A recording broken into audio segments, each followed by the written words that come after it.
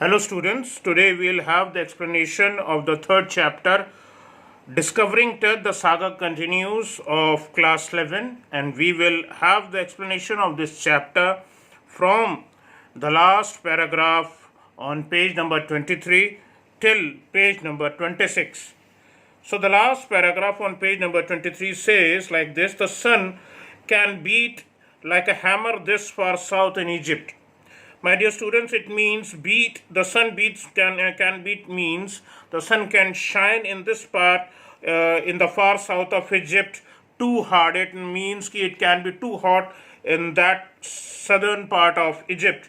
And Carter tried to use it to loosen the raisins. Carter tried the best what he can do to utilize this deep hot sunshine for the purpose of just removing the mummy easily from the coffin in which the mummy was laid. Now, my dear students, as it moves ahead, it's written over here. For several hours, he tried doing so in the keeping the mummy in the outside in the blazing sunshine in the hot sun over there, and that heated it to about 149 degrees Fahrenheit, which is around 65 degrees centigrade, and that is too hot.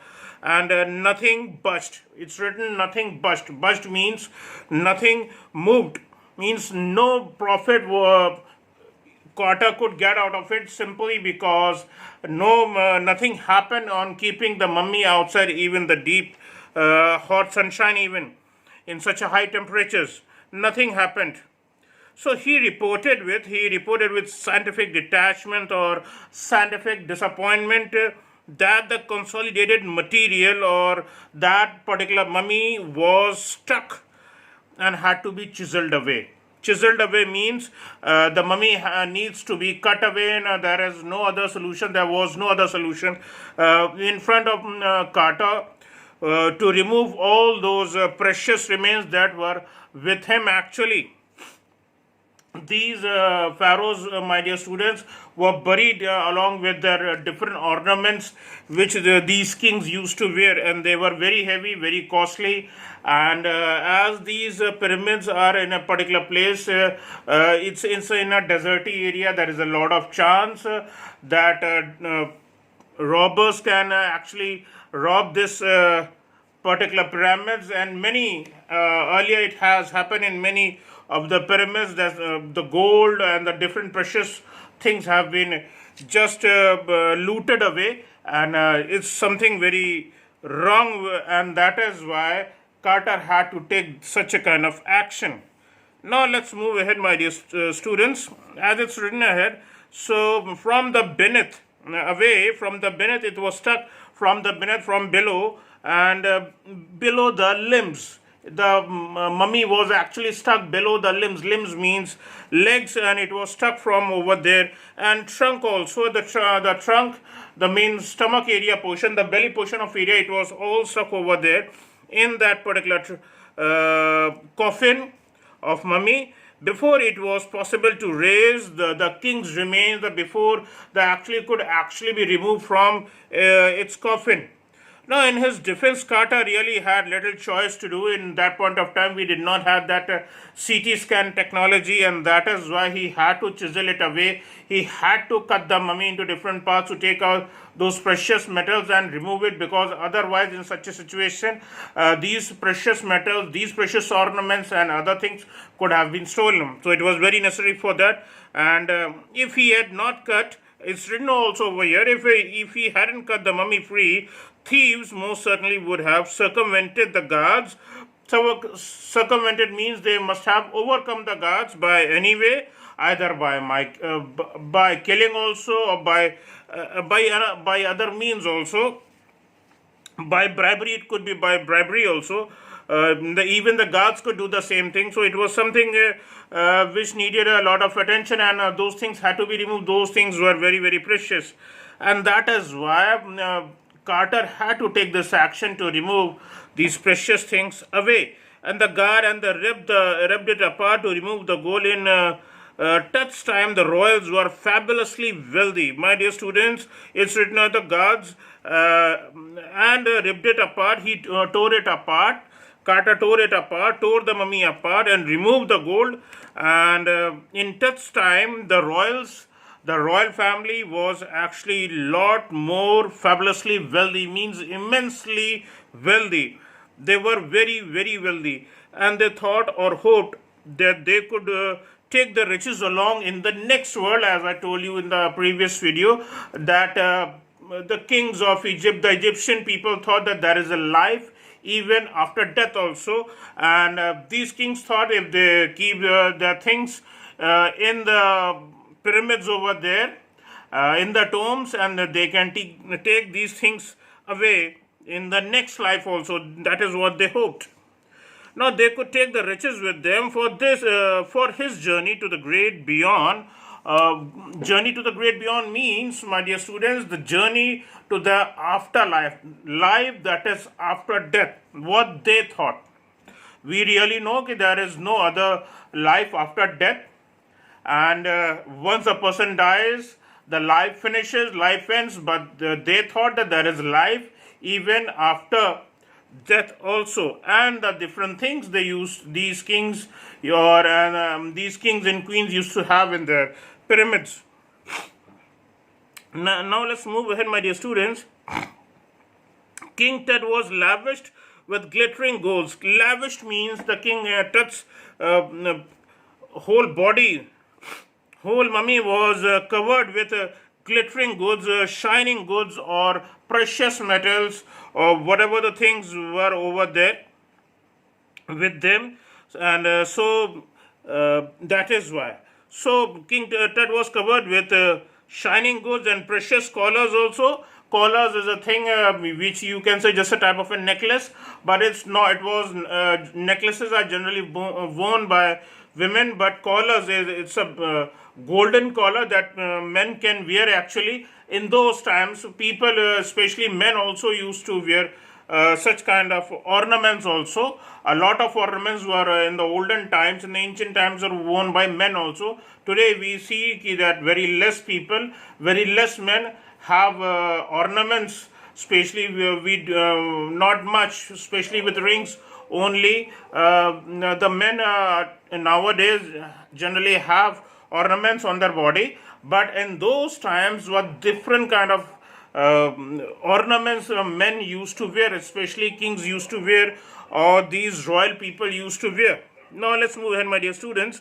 And the whole mummy was was covered with different kind of such precious metals, precious ornaments. It's written ahead also, which we can read over here. That the king's Tut's mummy was covered with different kind of glittering goods or shining goods, like precious collars, and which is just covers the whole neck area, as I told you. Then there were inlaid necklaces also, and bracelets, and amulets, and ceremonial apron. Apron is overcoat, my dear students.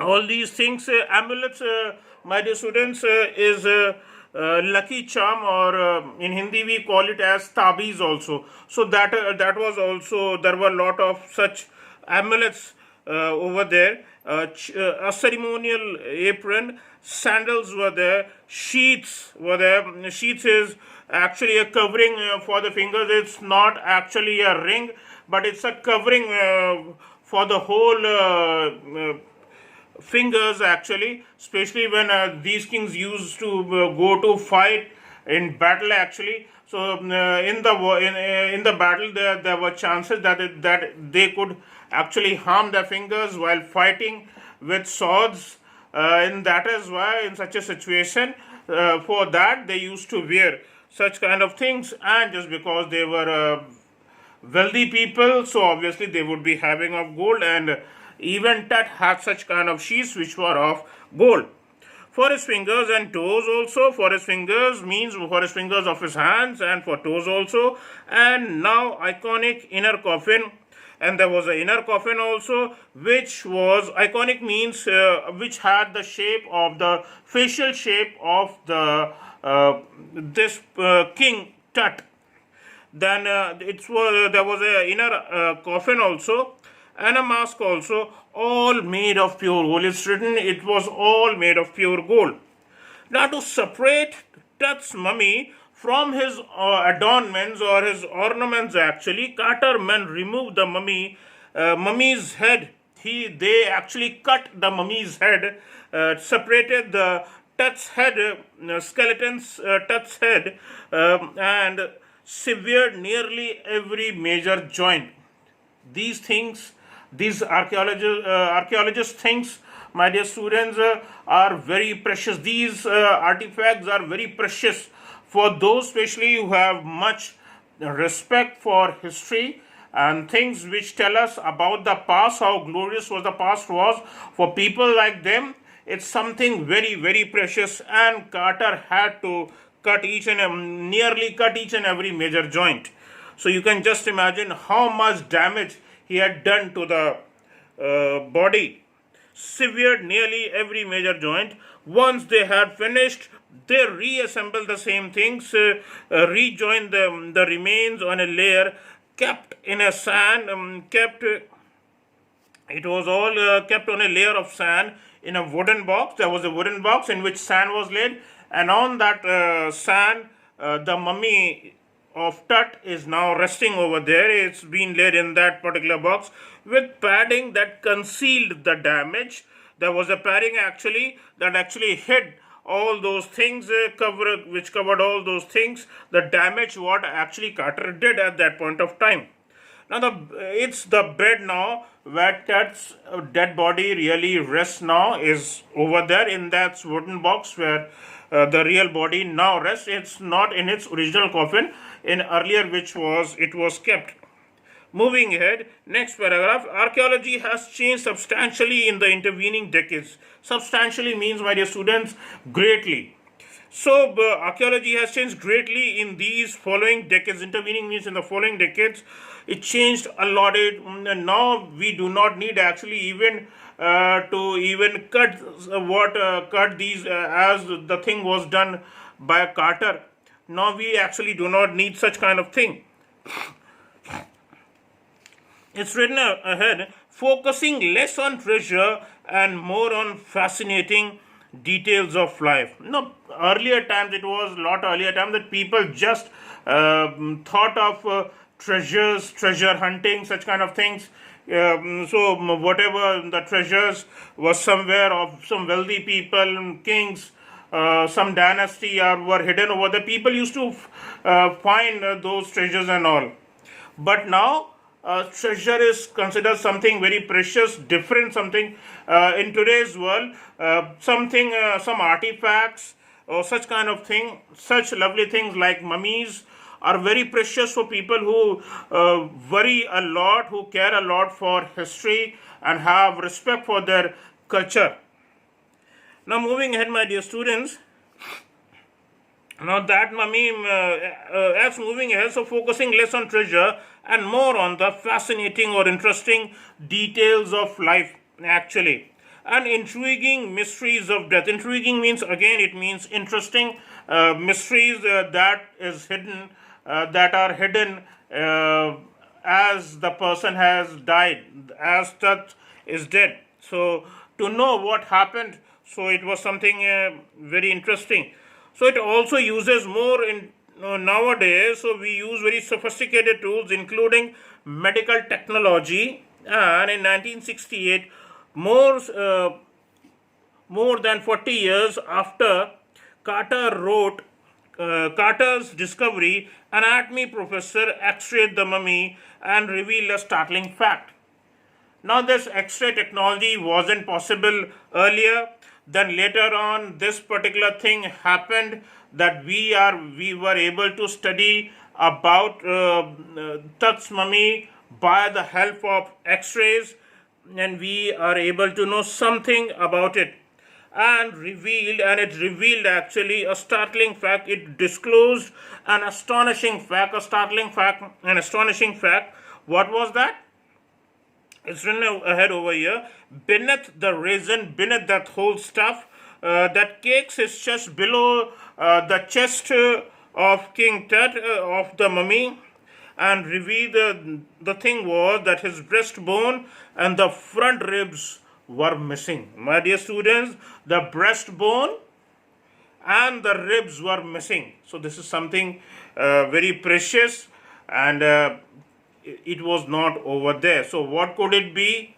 Was it stolen, or might be this man King Tut was killed as a crime? So must have happened.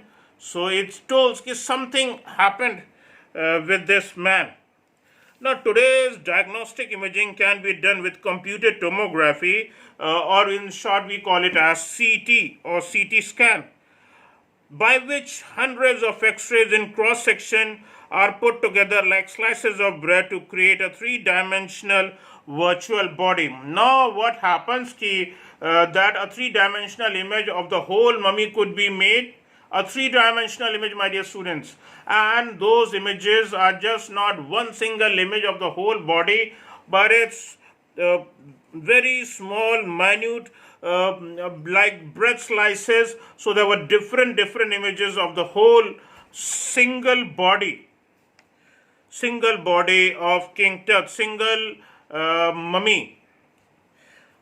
Moving ahead, my dear students, so today's diagnostic imaging can be done with computed tomography or CT, as I told you, by which hundreds of X-rays in cross-section are put together like slices of bread to create a three-dimensional virtual body. Virtual means which is not real. Now, if I told earlier also कि if I have a body, if I have anything like suppose if I have an apple, if I want to know how many seeds are within, I can cut the apple. I want to see how does it look it from inside, I can cut the apple, I can look it from inside. If I want to see whether it's good from inside or it's bad from inside, I can cut the apple and check it. But I can't do this. People can't do this with such precious things of like mummy, which is thousands of years old and has a lot of historical value, and so it couldn't be done with mummies. So something different could be done, and today we have the technology like CT scan. A 3D image can be generated, and we can dissect, I repeat, we can dissect an image, a picture, and then we can study from inside how does it look like. Like suppose if I chop an apple, I can see it inside. We can do the same thing with an image, in CT scan. We can chop an image and we can see it, how does the image look from inside. So without touching that, we are able to know that what are the things inside the mummy. Now moving ahead, my dear students,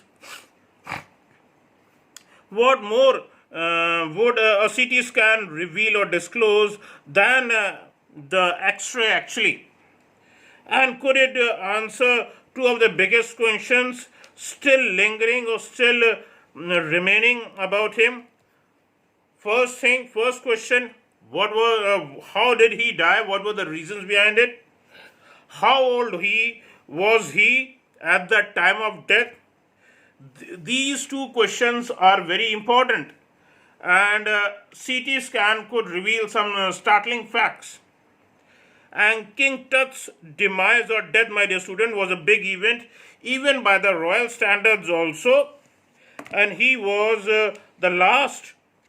The very important thing is he was the last of his family line or dynasty, and his funeral or his death actually was the death or the rattle of a dynasty, or the death or end of a dynasty. Or something very brutal must have happened to this king. But the particulars of his passing away and the aftermath, what happened aftermath means what happened after the death of King Tut, what happened after it. So what was the outcome? Did any new dynasty came? Who was that dynasty? How did they come? How did the dynasty come? Questions like this were really unclear.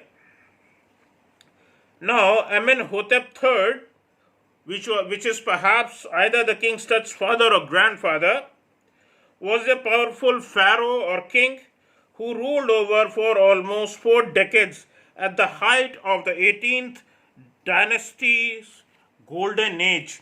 He lived a gold age, and his son Amenhotep IV succeeded him, became the king, and initiated and began one of the strangest periods in the history of ancient Egypt. Now, my dear students, why this part or period of history is called strange over here, we'll come to know ahead in this particular paragraph. The new pharaoh or the new king promoted the worship of Aten, or you can say the sun god, and he changed his own name to Akhenaten from, as we know, Amenhotep IV to the new name Akhenaten, or which means servant of Aten or servant of sun god, and moved the religious capital from the old city of Thebes. Thebes was an old city, to the new city, and he established a new city by the name of Akhetaten. Again, it's a new city, and he utilized the term, the name of the sun god Aten over there, as you could see over here, Akhetaten, and which is nowadays known as Amarna. He further shocked the whole country, Egypt, by attacking Amun, which was a major god, and smashed his idols and closed his temples. And Ray Johnson, who is the director of the University of Chicago Research in Luxor, he said it must have been a very horrific time. It must have been a very horrible time, because people were not allowed to worship the god they believed, actually, simply because this man actually just smashed the idol, different idols, the old different idols of the gods they believed, the people believed, the common man believed, and he also smashed also the temples and closed his temples also, and it must have been a very horrific time, very horrible time. And then, and it's written ahead, the family that had ruled for centuries was coming to an end, and then Akhenaten went a little wacky. Wacky, my dear students, means he went insane, he went crazy, he went mad, you can say, in the sense he was just doing this stuff of breaking and closing the temples and breaking the idols, which was not required.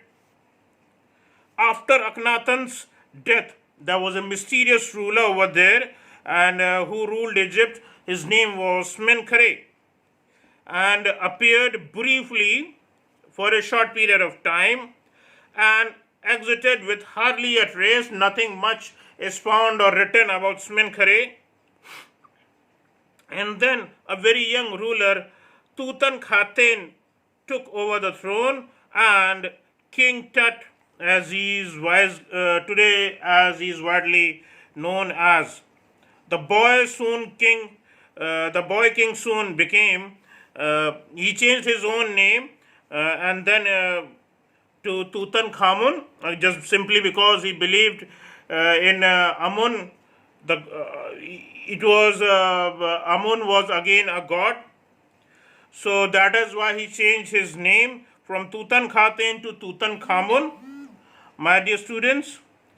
And Tutankhamun which means living image of Amun, and he oversaw the restoration of the old ways, or repairing the old temples which were closed, which were destroyed, the different idols that were broken. He just re-established them, and he ruled about 9 years, and then he died unexpectedly without, we really do not know, the history does not tell, there are no such traces why and how he died. Why Tutankhamun died, how Tutankhamun died, we really do not know that. And regardless of his fame, of his popularity, and the speculations and the theories about his fate, what must have happened with this wonderful king who was so fabulously wealthy, Tut is one of the mummy among many other mummies in Egypt. How many? No one knows, because mummies are still being dug and being found out, because there's a very big history, and Egyptian civilization is one of the oldest civilizations in the world. And no one knows the Egyptian mummy project, which began an inventory. Inventory, my dear students, is called a list. And so one such a list was prepared in the late 2003.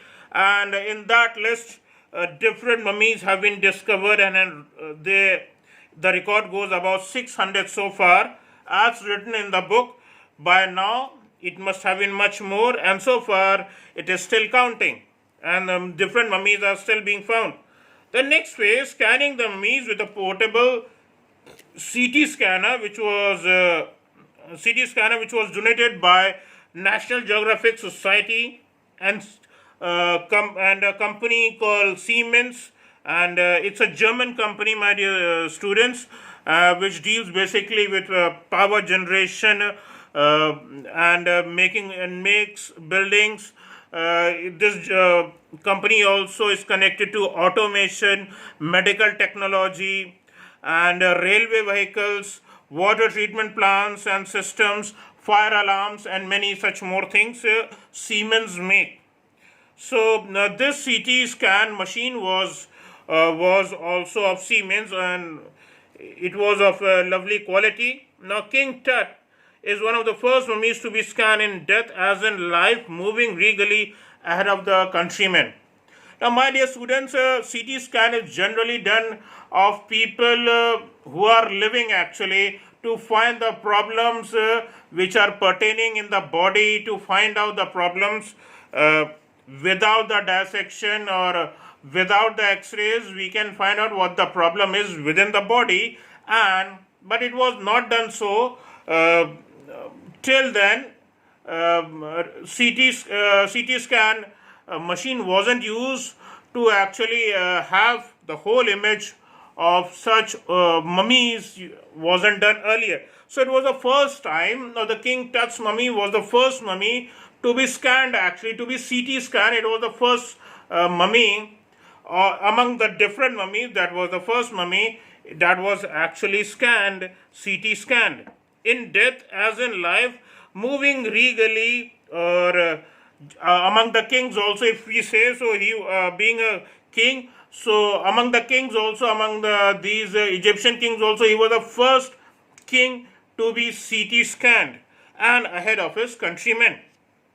In this regard, a CT scan machine scanned the mummy from head to toe. A whole scanning of the CT of the mummy of Tut was done, and it was done from head to toe, creating 1,700 digital X-ray images were done. So 1,700 mummies images were taken from head to toe. 1,000 is, as I told you earlier, is just very, very small pixels, just like pieces of bread, just like slices of bread. Different images of the same mummy. And Tut had scanned in 0.62 millimeter slices to register. Every image was not even 1 millimeter, it was 0.62 millimeter. And image breadth, every image breadth of King Tut's mummy was 0.62 millimeters, and it shows how deep the scanned images were done, actually, to find out what happened to this king. And that is why 1,700 images were done,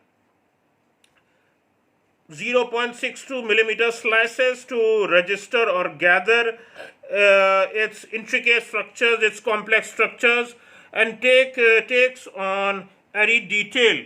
Airy means mysterious detail, what happened to this person in the resulting image, in the final image, when these whole different images could be joined, these 1,700 images could be joined, and one new image could be formed of the whole mummy, and that could be dissected from and rotated and checked from each and everything, and checked why this man and how this man actually died.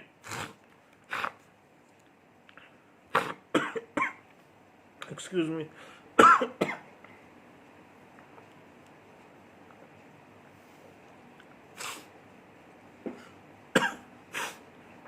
Now, excuse me.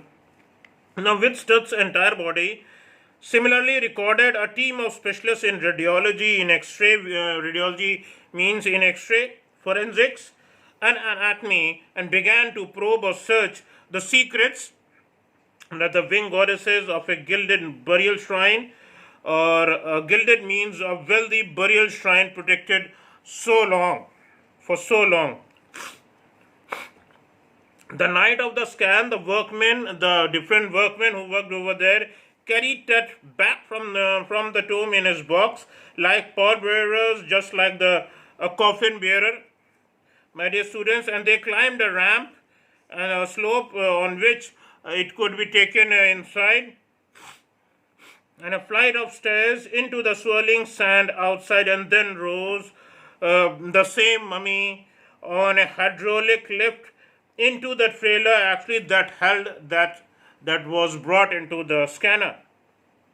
20 minutes later, two men emerged, sprinted for an office nearby, and returned with a pair of white plastic fans. Why the reason was it? Why the people came with plastic fans? The $1 million scanner had actually quit. It had stopped working simply because of the sand that actually had gone in the cooler fan, and the machine had stopped working. The CT scan machine had stopped working, and a person said, a guard joked nervously, and he said, "It's a curse of the Pharaoh," and he did so nervously because he too was worried, simply because he loved to, and people thought, as earlier people thought, whoever will open the tomb of King Tut will follow a curse, will have a curse on them, and this it could be seen over here that the whole $1 million machine was brought to a standstill, and everything just stopped functioning. So, with this we come to the end of the today's video, the second video, and we'll have the last explanatory video in the next. We'll have the last explanation, the remaining thing in the third video. Thank you.